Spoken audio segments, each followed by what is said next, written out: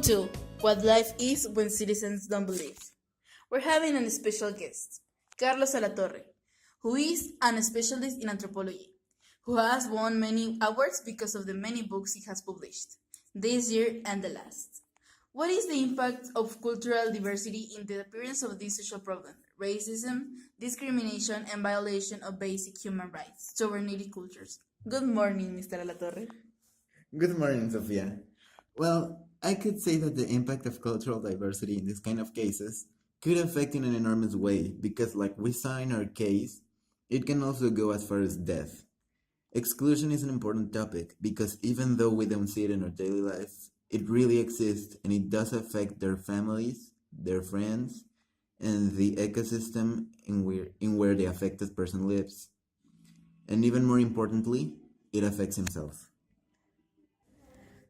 What is the explanation of the application of certain ethnographic techniques for the social problem study? Well, we talked to some people and they told us their experiences, and we could realize how much this problem affects their community. There we have one technique, conversation, and then we did an exhaustive research looking for exclusion problems, and we tried to use the one that sticks out the most to what we wanted to show. Those cases are extreme, yes, but they are real, and that makes people more conscious. There we have another technique, team investigation, and at the end we looked for people who can guide us, telling us stories about this problem, and actually we found so many. There we have our last one, life stories. Before we continue, I just wanted to take some time to remind you of today's sponsor, Peñafiel, always with Peña Nieto. What are products of qualitative research techniques applied to the social problem? Well, the case that is written in our work that talks about Mr. Jose Sanchez Carrasco, who was a Tarahumara that needed serious medical attention, but the medic who was supposed to attend him asked him to go away, and hours later, the man died on a street corner. Oh my god, that's so sad. Um, What are the problems faced during the ethnographic research?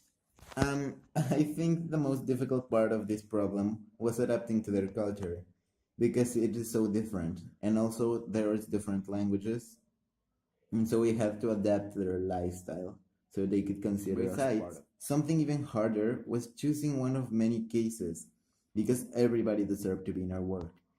Gaining their trust, looking for the tools, and trying that everything that was wrong in this problem could finally come out so everybody can see that there is something wrong in this country.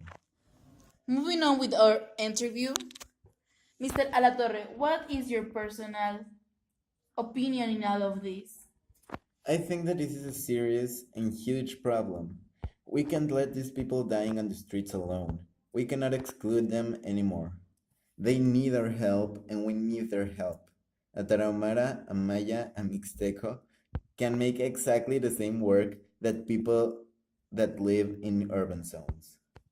I think that society is focused in resolving problems that are not important. If I am a man, I'm a woman, and even I've heard a person say, "I think I'm star gender," and they forget what is really important to reincorporate those that are part of our community.